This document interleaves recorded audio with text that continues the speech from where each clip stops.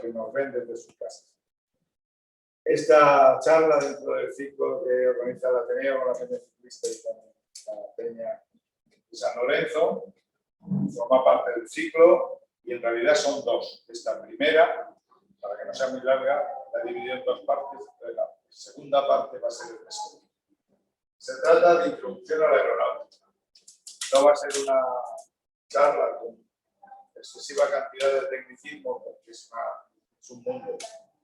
La aeronáutica, infinidad de términos y de siglas, todo eso lo voy a evitar. Va a ser una charla divulgativa, nada más, para que pueda entenderlo cualquiera, el más profano. Y sobre todo al final, pues habrá un ratito para preguntas.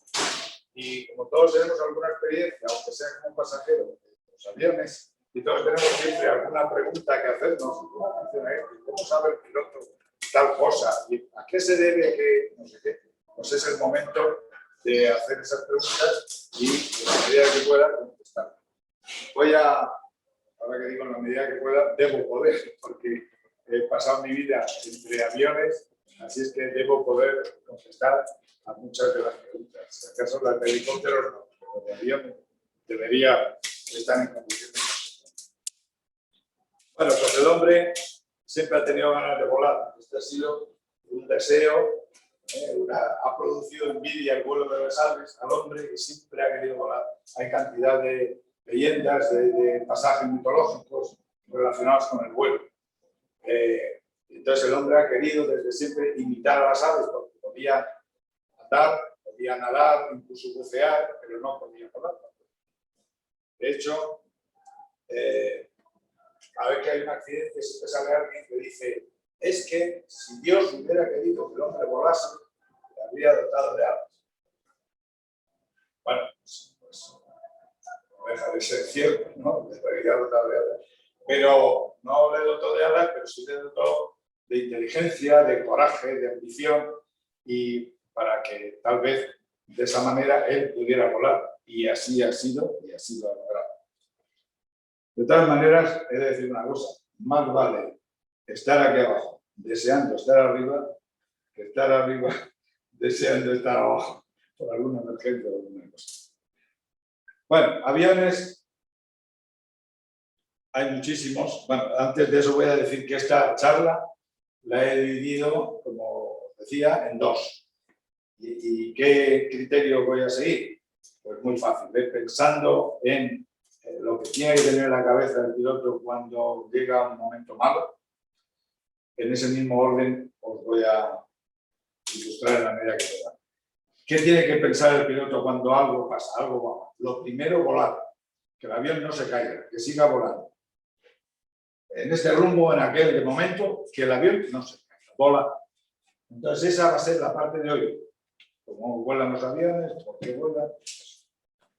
Después, dentro de que ya una vez solucionado el problema de que vuele el avión, o garantizado que sigue volando, navegar, es decir, ¿hacia dónde voy? Entonces ya voy contra una montaña, me voy al aeropuerto más próximo, aterrizar. Esa es la segunda prioridad, navegar, una vez solventada la primera que voy. Después viene la de comunicar, decirlo para pedir ayuda, para que el controlador lo sepa, para que otros aviones se aparten, por ejemplo, comunicar. Y la última, si hay algún problema, entonces sobreviene el accidente. Entonces, dejaré para el final de la segunda charla todo lo que corresponde a investigación de accidentes, cómo se investigan para evitarlos. Se investigan sobre todo, más que para buscar culpables, para evitar un accidente por la misma causa en el futuro. En ese mismo modelo de avión, bueno. Así que, como las partes de navegar, comunicar y de accidentes son más breves, porque podrían ser más largas, pero entraríamos en más tecnicismo, esas las he dejado para el mes que viene y hoy vamos a hablar de volar. Y para volar, primero vamos a hablar de aviones. Aviones hay muchísimos, muchísimos, de todos los tipos, tamaños, pesos, número de motores, etc. Este póster simplemente nos ilustra sobre la cantidad de aviones famosos, están todos, los que alcanzaron alguna celebridad durante la Segunda Guerra Mundial. O sea que hay muchísimos. Y aquí voy a describir someramente las diferencias entre unos aviones y otros. Este, por ejemplo, es una avioneta, esta es de la Casa Vista, la Bonanza, esta elaboración.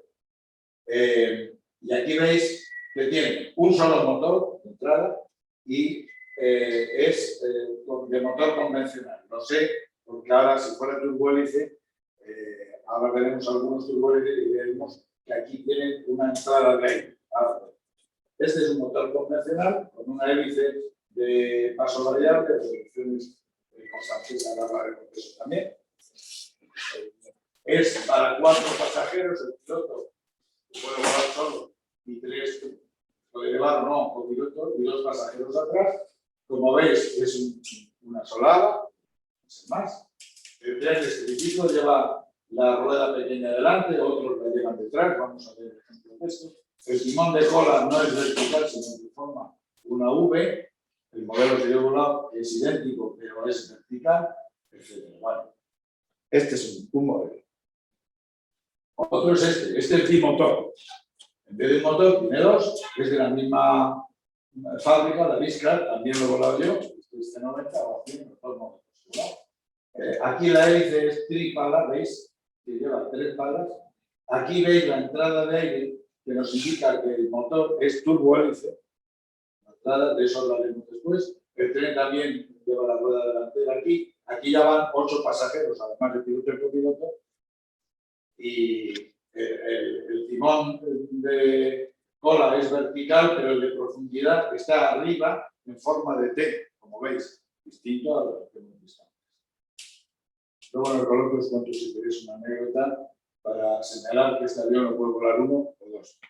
Una anécdota muy divertida. Aquí tenemos otro modelo. Este tiene el ala arriba, de plano alto. Este es de pasajeros, un solo motor otra vez. Y puede ser seguro. Y aquí, para que veáis que puede ser de plano alto. Aquí veis 2 modelos tipo Segunda Guerra Mundial. Este no lo he volado, pero este sí. Cuando estaba acabando la academia. Este es el famoso T6, Texan 6, que es, ahora hay otro avión que se llama así, Texan 6. Como veis, estos dos tienen una rueda pequeña de cola, suele llamarse el patín de cola, que se llama rueda. No es delantera, sino que es en la cola. Bueno, ahí veis, distintas características. Este, por ejemplo, es un avión bimotor, pero tiene un motor delante con una hélice que tira hacia adelante y otro motor detrás con esta hélice que apenas se ve aquí, que tira también hacia adelante, porque si no, no se movería. Esta empuja mientras que esta tira, por eso en inglés este modelo se denomina push-to. Como veis, en plano también, es un plano alto, aquí caben 4 personas y tiene doble deriva trasera. Este también lo he volado, pero muy poquito. Porque tienen, en Portugal tienen, o tenían, y alguna vez lo volé, pero bueno, lo piloté porque me dejaron, no porque estuviera destinado. Este es un avión de pasajeros, este es bimotor, veis ahí un motor, algo tiene otro, tal, y esa reacción, luego hablaremos de eso. La cola, el embrenaje también está en forma de T, el plano es bajo, rueda central delantera, etc.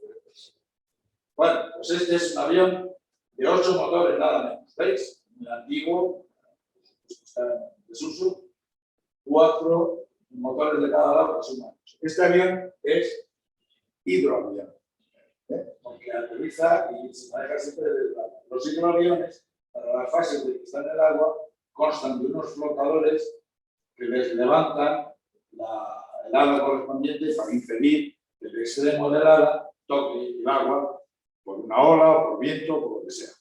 De esa manera, esto flota hacia arriba y lo mantiene estable.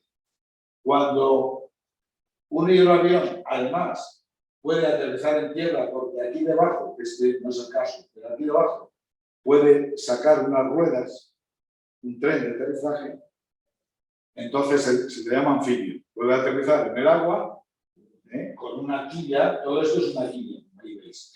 Entonces puede aterrizar en el agua mediante esa quilla y manejarse y tal, pero que además puede sacar las ruedas y aterrizar en una pista normal y corriente, pues entonces se le llama anfibio. En algunas ocasiones lo que hace es que aterriza en el agua, en el mar, y se acerca hasta una rampa, como un muelle de barco, pero con una rampa. Cuando las ruedas tocan el suelo de esa rampa, empiezan a soportar el peso del avión, y entonces el avión sube por la rampa. Ahí se da una cosa curiosa, que es que el hidroavión, en este caso anfibio, saca las ruedas después de estar no en tierra sino en el agua. Y cuando va a despegar, lo mismo, baja por la rampa, se va a la zona de despegue y mete las ruedas antes de despegar. Es un poco... Aquí tenemos otro avión curioso. Este es un avión alemán de la Luftwaffe, Segunda Guerra Mundial. ¿Por qué lo traigo aquí? Porque es asimétrico. Veis que el eje lo constituye lo que es el motor y tiene otra parte aquí que es la cabina. Yo me imagino que debía ser muy incómodo pilotar este avión estando desplazado del eje, ¿no? La sensación para el piloto debe ser incómoda, pero a todos se acostumbran. Debido a esta asimetría, también el drenaje de cola es asimétrico, como veis ahí. Bueno, esto es una broma, no es de verdad, esto es una broma. En vez de una cabina grande y dos motores, este avión de broma tiene dos cabinas y un gran motor aquí. No es más que una broma. No lo creáis. Bueno, voy a contar un poquito. Yo he volado 11 tipos de aviones distintos, hice como 6.000, casi 7.000 horas de vuelo. He estado en 60 y tantos países, o sea que he tenido una experiencia, creo que bastante amplia. He volado aviones de 1, 2, 3 y 4 motores, porque son técnicas distintas las que afectan a unos y a otros. Pero de los 11 voy a poner aquí solo los más simples. Este porque es el primero. Y como es el primero, yo iba a ir sin pivote. Ese soy yo. Sin pivote ni nada. Esta es una avioneta buque que es con la que empezábamos en aquellos tiempos la aeronáutica. Aquí de cola, como veis, es biplana, motor convencional, por supuesto, y un tren que no es retráctil. Los colores, estos rojos o naranjas, se utilizan para los aviones de enseñanza, porque se utilizan tradicionalmente. Antiguamente caían muchos aviones y más los de enseñanza por la impericia, y entonces estos colores ayudaban a la localización de los restos. Aquí vemos la Cruz de San Andrés, de la que si queréis hablamos luego. Este es el panel de instrumentos de esa avioneta. Como veis, muy sencillo, esto es la palanca, muy sencillo, aquí están los magnetos, nada, instrumentos simplemente para saber el rumbo que uno lleva, la altura a la que está volando, la velocidad, los parámetros imprescindibles para volar y nada más. Como veis, no hay carlinga, esto va al aire, en plan Snoopy, un pañuelo. El origen del pañuelo era para limpiarse las gafas cuando por aquí delante el motor escurreaba un poquito de aceite, echaba las gafas tipo moto, y entonces con el pañuelo se limpiaban un poquito como podían para seguir, pero ya quedaba como prenda un poco de uniformidad. Bueno, este sería el avión en el que más horas de vuelo he hecho.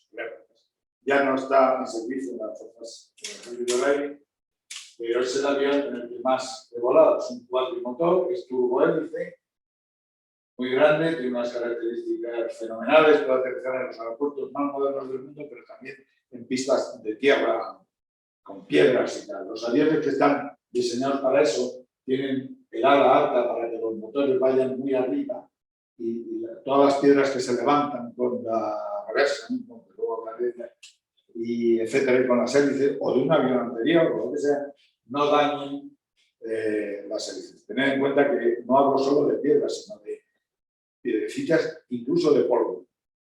Meterse en una tormenta de arena no es solo un problema de visibilidad para el piloto, es un problema también de que la arena se comporta como una lima y daña los componentes internos del motor, pero también los de la hélice.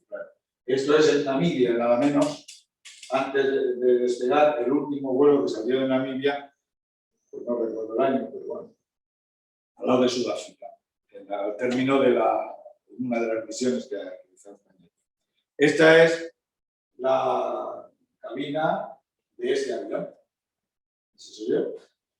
Y estos son los instrumentos que tenía entonces, porque luego, como ha durado el avión 40 y pico años, luego fue modernizado y los instrumentos ya no son así como relojes antiguos, sino que llevan unas pantallas como ordenadores y funcionan de una manera muy distinta. Pero bueno, en aquella época todavía era así. Estos son los instrumentos referidos al motor.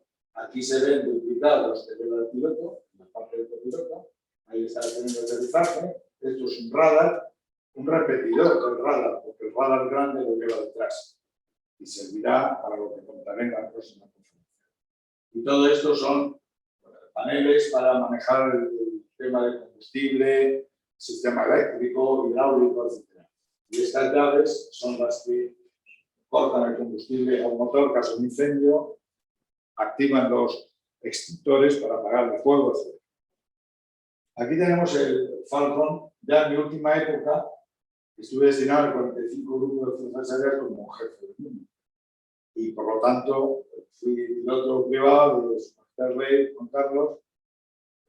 Volé también a dos presidentes del gobierno, un montón de ministros. Bueno, esa. Este es el famoso Falcon que está muy de actualidad hoy en día y también lo volé, claro. Este es un avión trimotor, ¿ves?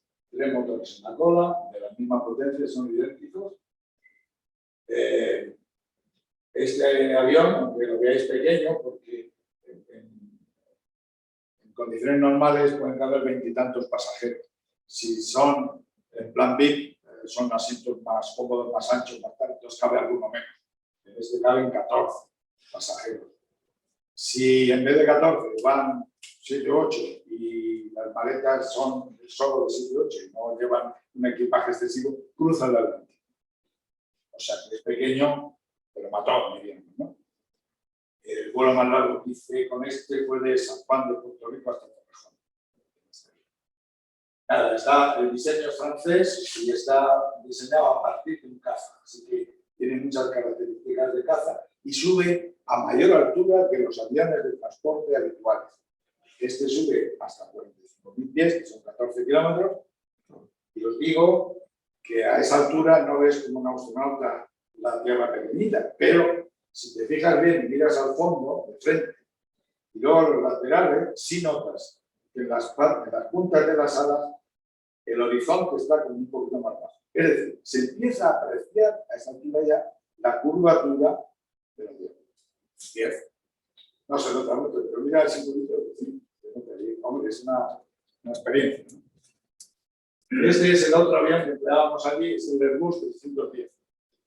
Este, como veis ahí, es mucho más grande. Aquí está la boca del motor, ¿no? La entrada del motor. Si se pone una persona de estatura normal, así con los brazos y las piernas abiertas, en X, casi no llega al campo. Eso para que, fijaros en comparación con el tamaño de la puerta, ¿no? Ya lo veis ahí más o menos. En este avión cabe, creo que en la versión de los que van a Cancún con muchos turistas, caben como 275 personas. Aquí no, porque este lleva una sala de reuniones, es otro plan y caben muchas menos. Y además se le ha dotado, aprovechando que caben menos y llevan menos peso de equipajes y demás, se le ha dotado de unos depósitos supletorios de combustible. Lo que hace que pueda volar, si no va muy cargado, de Madrid a Buenos Aires, o a Los Ángeles, en California, o a Pekín, de un solo salto. Si no vamos cargados. A poco cargado que vaya, ya no llega del todo. Entonces ya conviene, si hay que parar, paras, si puede ser a la mitad, para repartir el tiempo, entre otras cosas, que para los pasajeros no sea. Pero vamos, como 13 horas de vuelo, 13 yo creo que no, pero 12 sí se hace bien. Yo creo que el máximo ha sido 12 en este momento. Bueno, quería contaros ahora también, la broma que hago siempre, que es que los pilotos somos gente muy rara, almas confusas. ¿Por qué digo esto? Porque siempre se ha dicho que cuando vamos volando, una vez que ya vas en crucero, la carga de trabajo disminuye, que ya no está requerido, no está bien, hablas con el piloto y cuando vamos volando, hablamos de mujeres. Hablamos de mujeres, presumimos de mujeres. Y cuando no volamos, que estamos en tierra y estamos con mujeres, lo que hacemos es hablar de aviones para presumir de volar. Bueno, pero las mujeres nos adoran. Y aquí os pongo un ejemplo. Esta señorita, cuando descubrió en el Museo del Aire, que fue a enseñarse, descubrió que su abuelo era piloto, se rindió totalmente a mis brazos. Como veis, además, está ahí como muy tranquila de que no se cae, confiada en los brazos del piloto y besándome. Vamos a entrar ya en materia. ¿Por qué vuelo rápido? Es muy fácil.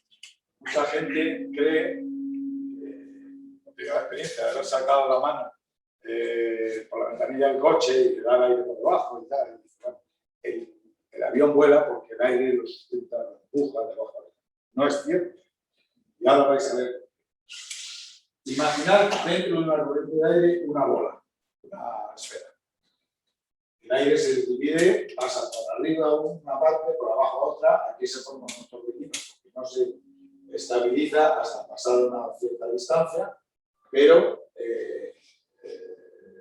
no ha ocurrido acá. Ahora imaginad el perfil del ala. Este es un ala que avanza hacia la izquierda y tiene este perfil. Si el perfil es simétrico, pasa lo mismo que con la bola. El aire pasa por arriba, pero baja. Si en vez de un perfil de esto pongo una pantalla, digamos, o lo que puede ser una hélice desbocada, o lo que puede ser un simple aerofreno, que lo hago a voluntad, entonces es una pantalla lo que hace es que me frena mucho, produce muchos más torbellinos detrás, produce una resistencia tremenda. A lo mejor la quiero yo, como digo, para frenar sobre el aire. Bueno, pues aquí tenemos el perfil del ala que siempre se hace así, no se hace simétrico. ¿Por qué? Porque el viento, la parte de aire, el viento relativo, no es que puede estar el aire en calma, no hablo de ese viento, sino viento relativo con respecto al ala, porque el ala vuela. Entonces, la parte que va por arriba necesita correr más, por eso pongo alta velocidad, necesita correr más que la que va por debajo. Para encontrarse, digamos, dos moléculas hermanas aquí, encontrarse luego aquí, simplificado, la de arriba tiene que correr más que la de abajo porque hace un recorrido mayor. ¿Qué pasa? Que entonces, por el teorema de Bernoulli, a mayor velocidad aquí, menor presión. La presión que hay aquí es menor que la de aquí. Al haber una diferencia de presión, eso produce una sustentación. La diferencia entre estas dos fuerzas levanta el ala. Luego el ala no vuela porque le empuje el aire por debajo, sino que vuela así, en la imagen, vuela como suspendida. Vuela como suspendida, sujeta del aire que pasa por arriba que va a mayor velocidad. Y ahora en esto un poquito. Cuando esas fuerzas se igualan, el avión ni sube ni baja. No, perdón, esa fuerza, quiero decir, la fuerza de sustentación que es la resultante de esta y la del peso, entonces ni sube ni baja. Si la sustentación es más pequeña, el peso puede más, el avión cae. Y si no, sube. Algo así. Ahí tenemos la sustentación, que es la diferencia entre esas dos presiones, y el peso. Por otro lado, el impulso que puede deberse a una hélice o a un motor de reacción, o lo que sea, o simplemente a la altura, nos dejamos caer, y una resistencia que es la que causan los torbellinos esos, porque el aire tiene una cierta viscosidad, aunque sea poco. Entonces, avanzar dentro del aire crea una cierta resistencia. Bueno, todas esas cosas se combinan entre sí y, por ejemplo, aquí tenemos otro perfil de ala que está como más inclinado ya. Entonces, cuanto más inclinado está, como más curvatura tiene, mayor sustentación. Esta es la componente vertical. Pero como eso crea también una resistencia, al final la sustentación de verdad es la composición de estas dos cosas. En parte sujetan el peso de la gravedad y en parte le quedan la resistencia.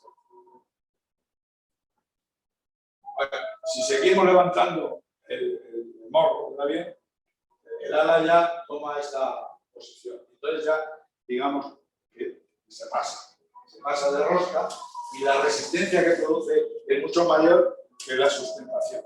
Con lo cual entra en pérdida, lo decimos en la aviación, entra en pérdida porque ahora ya el ala no tiene tanta sustentación para sustentar el peso del avión y cae. La resistencia. Bueno, pero pérdidas hay de dos tipos, por alta velocidad y por baja velocidad. Por baja velocidad es fácil de entender, si el avión levanta mucho el morro, no mete potencia a los motores, está como dejándose llevar, llega un momento, pierde toda la velocidad y se cae. Pero por alta también es más difícil eso de explicar, pero si recordáis cuando estáis en una piscina o en la playa con el agua por la cintura y metéis la mano en el agua y queréis hacer así un círculo alrededor, si queréis hacerlo muy deprisa, notaréis que la mano vibra. Eso es porque, con respecto a la viscosidad, la densidad del agua, que no está en el aire, pero funciona igual, con el fluido, se produce una pérdida por alta velocidad. Bien. Pues aquí tenemos un avión que está volando, a nivel de vuelo de 300, que son 30.000 pies, y vienen a ser como 9 kilómetros. Entonces tiene, aquí está la velocidad. Si se baja de este valor de aquí, le entra la pérdida. Si no corre lo suficiente para estar en este margen de velocidad, le entra la pérdida por baja velocidad y se cae. Pero si se pasa de mucha velocidad, le entra la pérdida por alta velocidad y se cae también. Se cae. No se puede volar todo lo que uno quiera o que uno que haya sido prevista en el diseño del avión y uno está puesto. Es que pusieron un reportaje sobre U-2 que volaba muy alto. Sí. Y decían eso, que había una velocidad crítica que no podía, que el piloto tenía que ir muy atento porque se pasaba. Pues esta es. Porque Ahora vas a entender perfectamente ese reportaje. Porque eso es el caso de este avión de aquí. Ahora vamos a hacer un avión que vuela más alto. Ese de ahí. Como la densidad del aire, a medida que uno sube, va siendo menor. Cuanto más sube, más pequeña es la densidad del aire. La velocidad de pérdida por baja velocidad aumenta. Porque tiene que estar volar mucho más deprisa el avión. La sustentación de un avión es una fórmula que no voy a decir aquí, porque es larga, pero depende del coeficiente que tengan las alas de sustentación, de la densidad del aire y de la velocidad. De la velocidad depende al cuadrado. Entra en esa fórmula al cuadrado. Es decir, que a poca velocidad más que pongamos, como entra en la fórmula al cuadrado, ya ganamos bastante sustentación. Y si vamos a poca velocidad, entonces hay que utilizar un hipersujetador o alguna cosa así. Pero también depende, como digo, de la densidad del aire. Como arriba la densidad del aire es menor, la velocidad tiene que ser mayor. Aunque entre al cuadrado y tal, pero mayor. Entonces tiene que volar a esta velocidad, no como este que podía ir más despacio, como veis, porque si no se cae.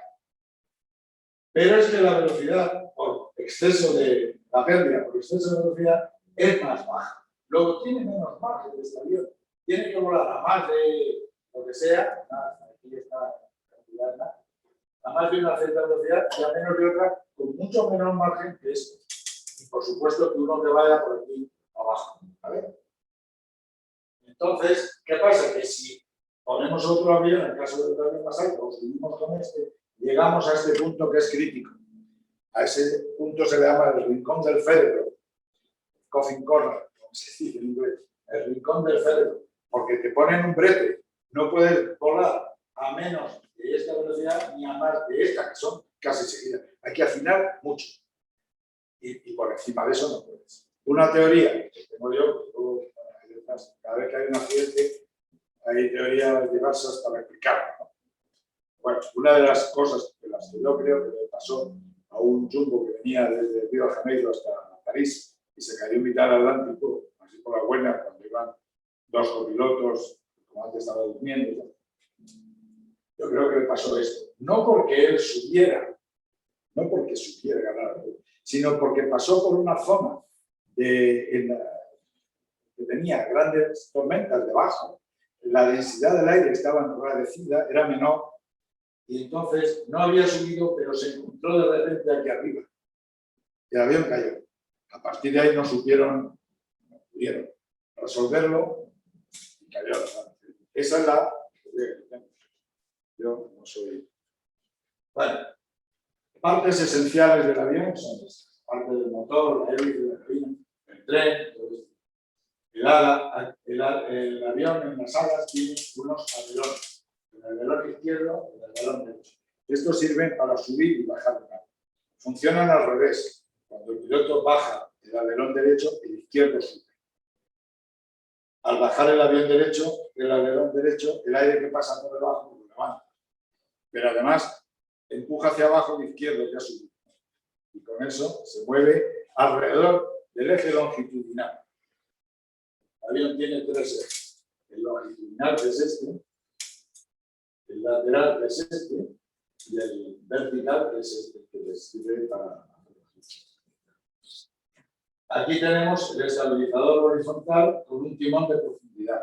Bueno, lo mismo. Si yo quiero que el avión baje, le doy el timón de profundidad hacia abajo. Entonces, al ser hacia abajo, el aire sube la cola, y al subir la cola, el avión entero se va hacia abajo. Y un timón de dirección, que es este, que es exactamente igual con los pedales que maneja el piloto. Claro, ¿qué pasa? El avión, si yo utilizo los alerones para virar así, cuando me pongo, digamos, a la vertical, con un ala hacia arriba y otra apuntando hacia el suelo, si quiero subir, no tengo que hacer lo que hacía antes para subir, para el timón de profundidad, porque ahora estoy así. Si quiero subir, tendré que manejar con un pedal el timón de dirección para que el avión suba ahora. ¿Me explico? Están cambiadas las... Igual que si estoy en invertido. Si estoy en invertido, por abajo, como está este, y yo quiero subir, lo que vamos a hacer es lo que haría normalmente para bajar. De tal manera que este morro bajaría, pero al estar invertido subiría y lograría el resultado.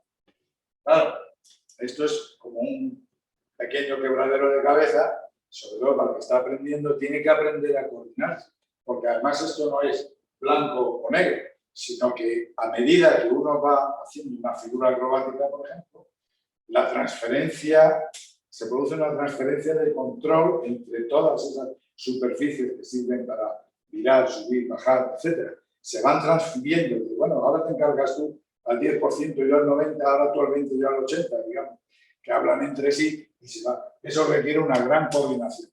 Un piloto, por listo que sea, si es descoordinado, no puede volar. Necesita ser coordinado y luego más cosas.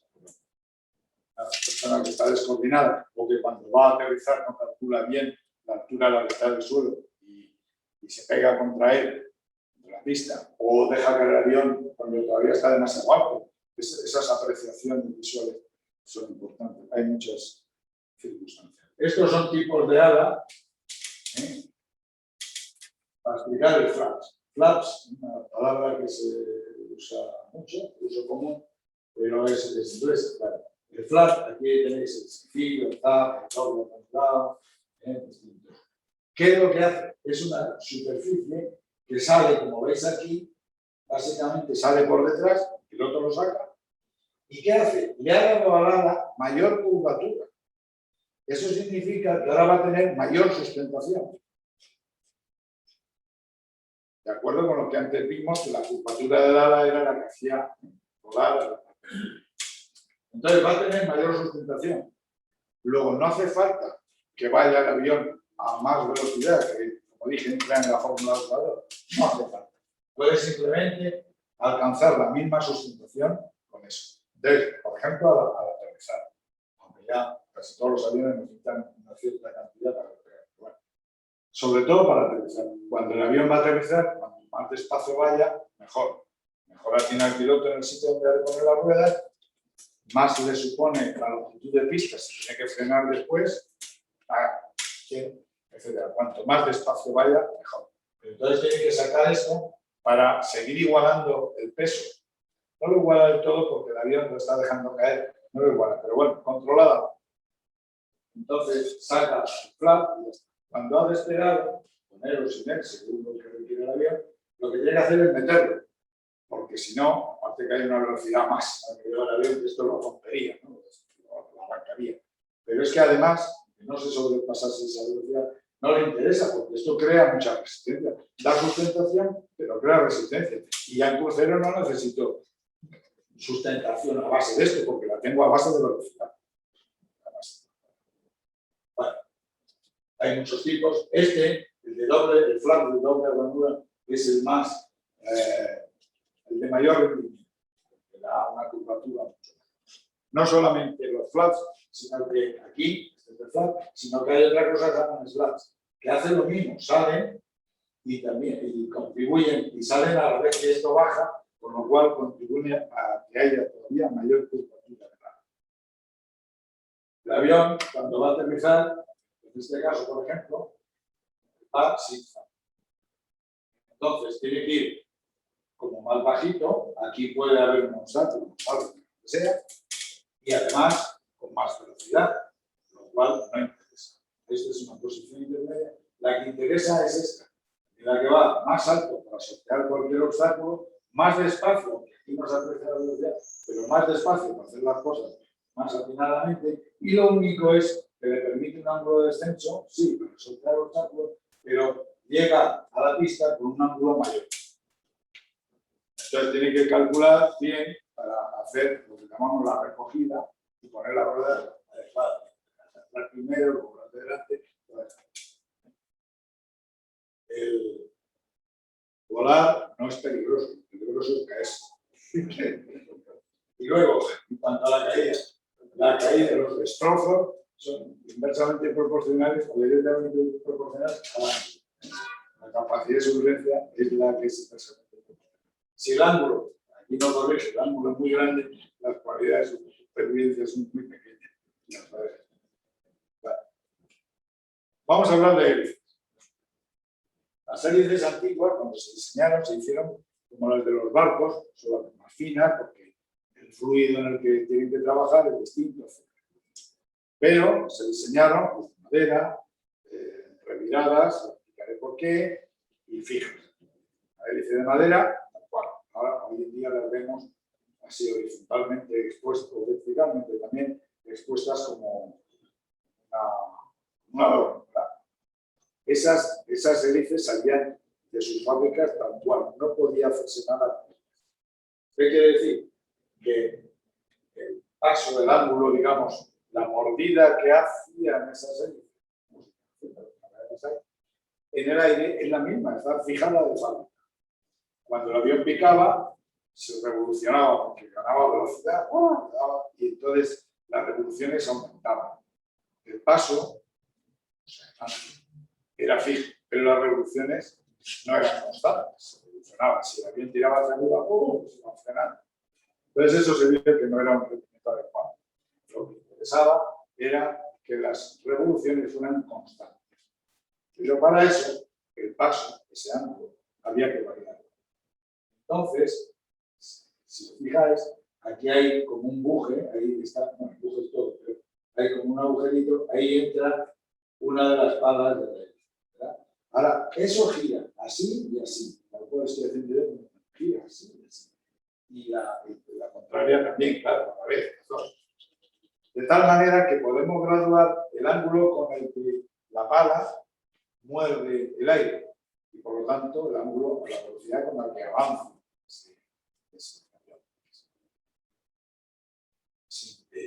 Al variarlo, las revoluciones son constantes. El piloto selecciona a lo que le interese una revolución constante, pues 2000, 4000, y se mantiene.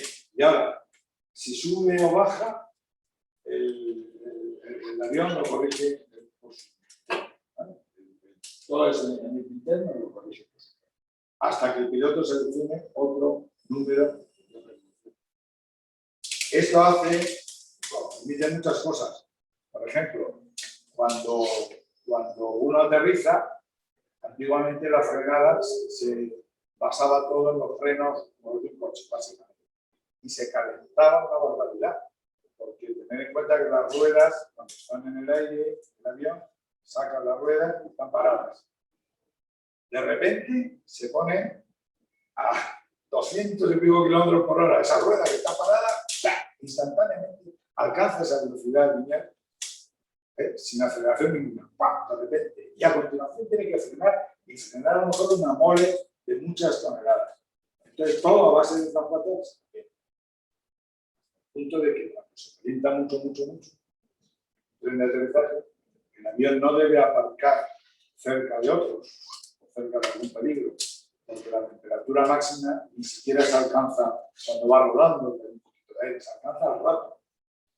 Y los bomberos tienen que estar preparados, si ha habido un uso excesivo de freno, para ir allí y si se incendia. Bueno, una manera de evitar que todo recaiga en el freno es poniendo esta hélice no al revés. O sea, ahora queremos que frene, pero no la podemos hacer girar al revés. Si estaba girando así a derecha, ahora de repente a izquierda. Eso no es imposible. Lo que hacemos es girar el ángulo para que en vez de morder así, ahora muerda así. Entonces empuje aire hacia adelante.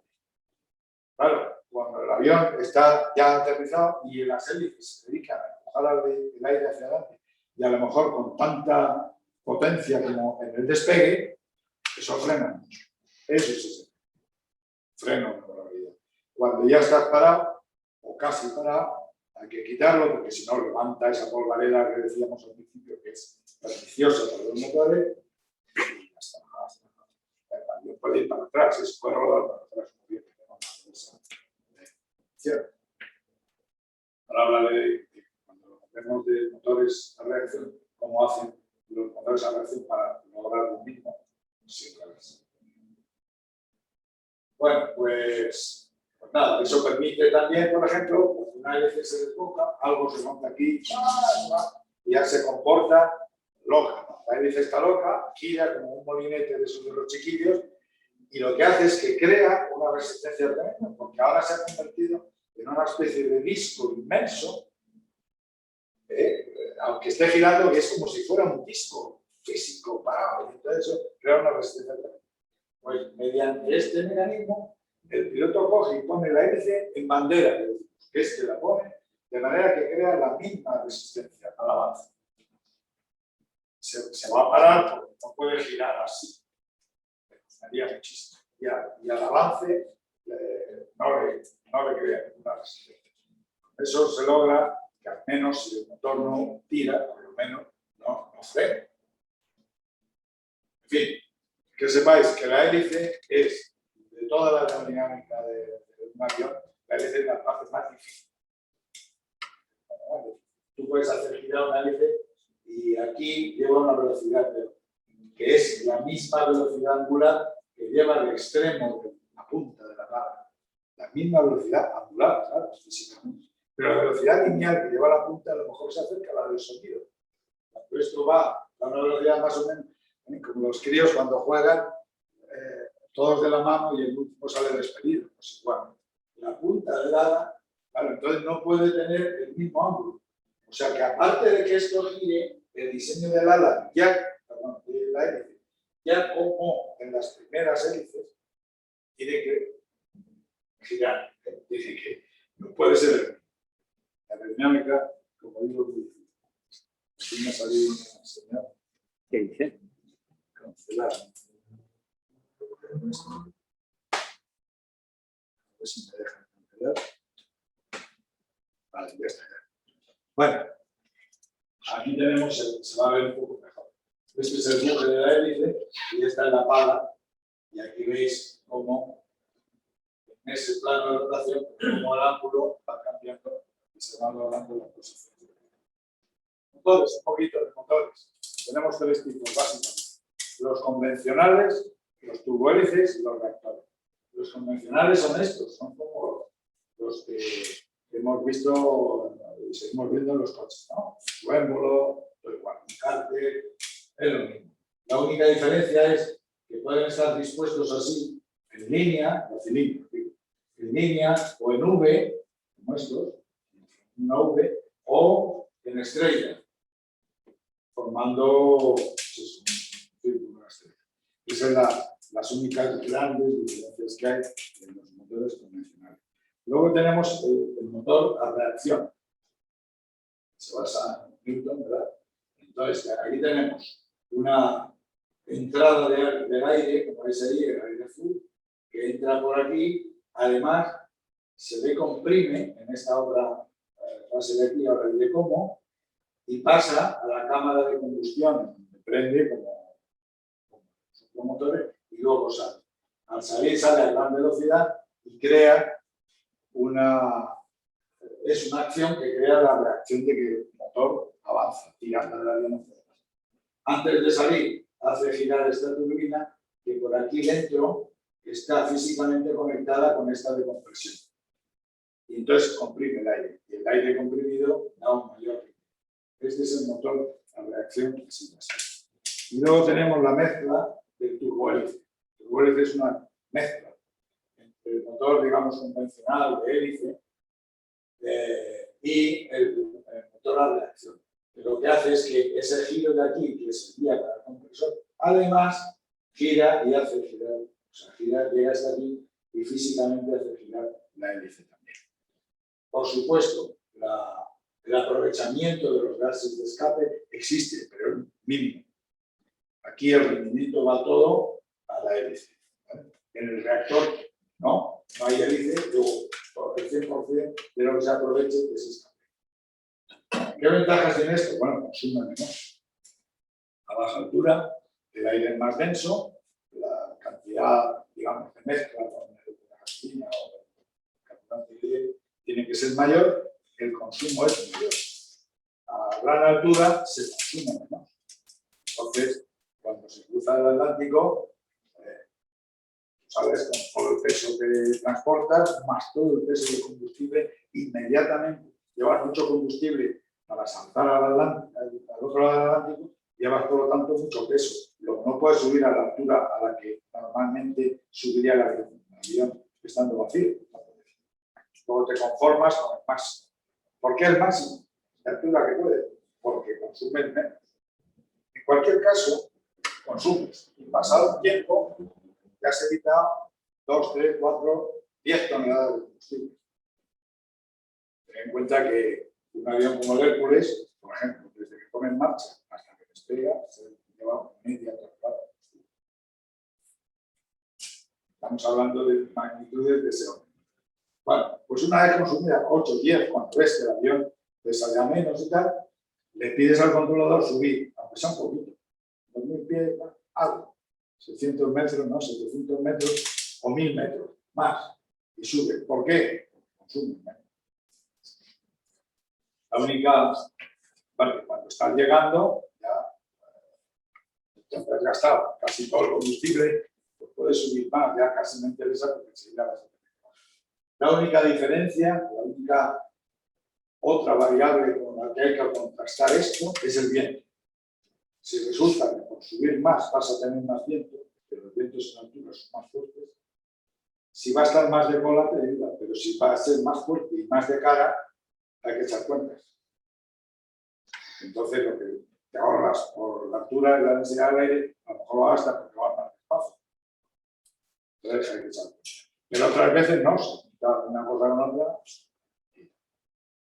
Bueno. Una pregunta que frecuentemente se hace en las charlas de divulgación y tal, es, ¿por qué los aviones despegan y aterrizan contra el viento? ¿Está mejor que el viento ayude por esta? Pues no. No, y la razón principal es que la pista está limitada. El avión cuando despega porque le sustentan las alas, porque ha alcanzado ya esa velocidad que le permite igualar el peso, superarlo, y entonces despegar. Pero la pista da igual, puede ser muy larga o muy corta. Si es muy corta, a lo mejor se sale, si es muy larga, no lo utiliza. ¿Cierto? Cuando vas a aterrizar o a despegar, la pista que te dejas detrás es algo perfectamente inútil. El combustible que no llevas también es perfectamente inútil, salvo que vayas a tener un incendio. Hay cosas que son inútiles. Entonces, conviene siempre aprovechar el principio de pista. Si me convences al comprador que te deje, o no llegar hasta el fondo y tal, despegar desde media pista, tienes que estar muy seguro de que te sobra como que queda. Si no. Bueno, entonces la pista en realidad, salvo por esos condicionantes, da igual. Lo que interesa es el viento relativo, la velocidad que lleva ese avión, esa avioneta en este caso, con respecto al viento. Si el viento está de cara, alcanzaré la velocidad antes, porque el viento ya pone su parte y yo pongo la mía. De hecho, cuando hay un vendaval en un aeropuerto, si el avión hay aparcado, si no pesa mucho, y el viento de cara, el avión está hecho para volar. Tiende a levantarse, hay que sujetarlo o cargarlo más, o repostar antes, o hacer algo. Una vez en una circunstancia tremenda, del verdadero vendaval, no tuve más remedio que llamar a los supermercados, a los camiones de combustible y de bomberos y tal, que estuvieran no en uso, esto a las 2 de la mañana, no hace falta, para ponerlos delante del morro del avión, porque cargaba y todo, el avión hacía así, daba saltos el avión, cada vez que venía una racha. Entonces, poniendo esos camiones delante, rompía la aerodinámica, ya no hacía eso. Bueno, pues el viento pone su parte, yo pongo la mía, ¡pum! Y me elevo enseguida. Si el viento lo tengo de cola, lo que va a hacer es que me va a empujar más, la cantidad de choque va a ser así, y me voy a comer más trozo de pista. Y luego, en cuanto suba, como el viento me empuja así, el ascenso va a ser menos pronunciado y aquí va a haber los datos. Mientras que con viento de cara es al revés. Enseguida voy a ascender, además el ascenso va a ser más pronunciado con viento de cara. Salvo los obstáculos y el viento menos. Para aterrizar absolutamente igual. Decíamos antes que llegar al suelo con mucha velocidad es malo. Y luego para frenar, si encima tengo el viento de cola, es peor. Me pongo la pista y no he logrado lo que luego también me interesa. Bueno, y luego una palabra solo sobre el aterrizaje. Esto ahora en WhatsApp a veces hay memes que ponen las dificultades, pequeños tips, las dificultades que tiene un piloto de aterrizaje. Aterrizar con piloto cruzado tiene su WhatsApp. Tiene una técnica, la os cuento, y por lo menos la mitad de los pilotos no les gusta. Cuando van a aterrizar y dicen, el viento está cruzado. Las pistas en los aeropuertos se construyen de tal manera que estén en la dirección en la que estadísticamente sopla el viento con más fuerza de carga. En esa dirección se construye. Y si a veces sopla del otro lado, se procura construir otra pista atravesada para que cuando sople de ese lado aparecen ahí los aviones. Pero si no, hay muchos aeropuertos solo tienen una pista y a lo mejor el viento estadísticamente no es frecuente que sople de costado, pero ya sopla y tú estás bien. Entonces, hay que emplear esta técnica, es desagradable, y ya digo, quizá la mitad de los pilotos la odia. A mí, en cambio, me gustaba. Lo cogí, otras cosas me costaba más de aprender, pero esto lo cogí enseguida, me lo explicó bien mi profesor, lo aprendí enseguida, y lo apliqué, y me parecía hasta un juego. Digo, ahora voy a jugar ahí. Entonces, vamos a aplicar. Si yo tengo la pista ahí delante, y voy a ir a aterrizar, y tengo el viento de costado, estará de frente una cierta parte de ese viento, porque si no el controlador me habría dado la pista, ¿verdad? Pero bueno, independientemente de lo que venga de frente, hay una componente lateral. Y entonces, me echa, el viento me echa y estoy desalineado. Para que no me eche, para que no cree esa deriva, tengo que poner una corrección. Es decir, apuntar un poco a la derecha, si me quiere el viento por la derecha, para que entre una cosa y otra yo vaya bajando hacia la pista con ese ángulo. Como cuando uno nada en un río de mucha corriente y apunta a una para compensar la corriente. Bueno, hay que tener en cuenta que cuanto más cerca estoy del suelo, menos intenso suele ser ese viento. Y algún obstáculo, una colina, una fábrica, puede alterarlo. O sea que todo eso no es fijo hasta el suelo, sino que hay que irlo gradual. ¿Vale?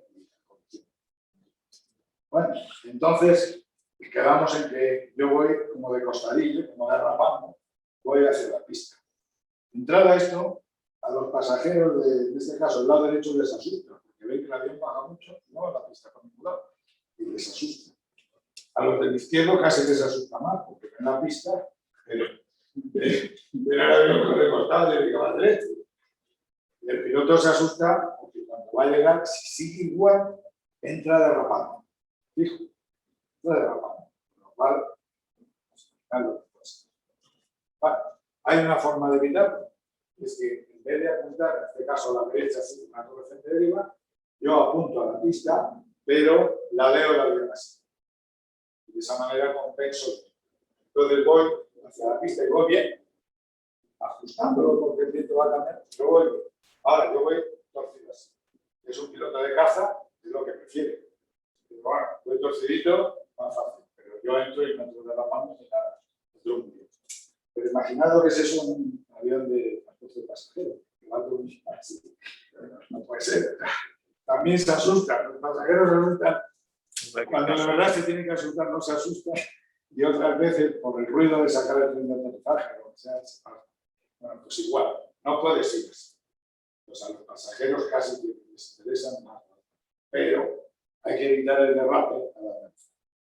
Entonces, hay que ir así. Y cuando ya estás a punto de poner la rueda, hacer lo otro. Porque por un momento el pasajero ni se ve, no sabe.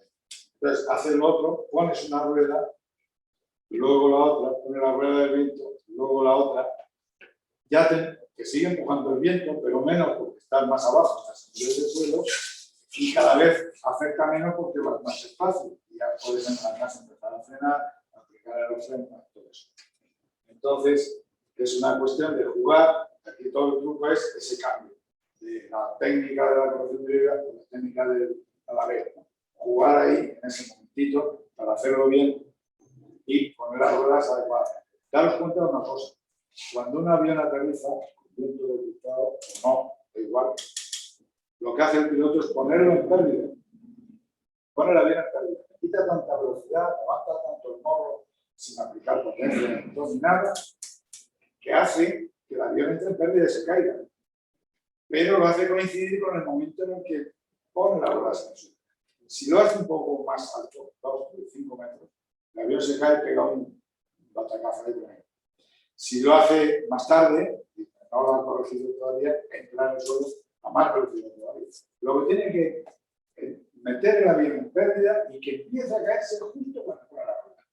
Eso es, dicho así, parece una cosa difícil de hacer, pero vamos, es muy difícil esto. Eso es. Y entonces, bueno, ahora pregunta, ¿siempre que el avión entra dando un golpetazo en el suelo es porque el piloto lo ha hecho mal? Pues no. Puede ser una marcha, una ráfaga de viento, puede ser. Pero también puede ser intencionado. Porque cuando ha llovido, y dependiendo de la calidad de la pista, a veces se forman, digamos, como charcos, ¿no? Charcos, hay una finísima capa de agua en el suelo. Entonces, interesa romperla, porque si entras tan suavemente, solo yo sé hacer, puede que la capa de agua que hay, se forme aquaplaning, que se llama, la capa de agua finísima que hay entre las ruedas del suelo, que te haga derivar el avión hacia un lado o hacia otro o dificulte la frenada. No, hay que romperlo. Entonces, a veces, deliberadamente, el piloto lo hace todo bien, todo normal, y cuando ya está a un metro, dice, ahora me desplomo adrede. Y deja caer el avión, ¡pum! Un poco antes de poner la rueda, ya lo han metido. Da un pequeño golpetazo, salpica las gotas de agua que pueda haber a los lados y ya está en condiciones de frenar. O sea, a veces es impresionante. Generalmente no es el caso. Ya están mejor preparadas que las antiguas, pero también en las pistas, por ejemplo, del otro lado del muro de telón de acero, la construcción, las pistas viejas eran distintas. Ahí no, eso no pasaba nunca. Si daba ahí un golpe, eran rugosa. Me debía volar por ellas porque parecía que ibas dañando, como subir una lija, mágica, una cosa así. Pero esto no pasaba nunca porque ahí no se formaba nunca. Bueno, pues ya está. El próximo día vamos a hablar de navegación, comunicaciones y accidentes, cómo se investigan y cómo se previenen. Así que lo dejo aquí para no eternizarme. y pasó a conquistar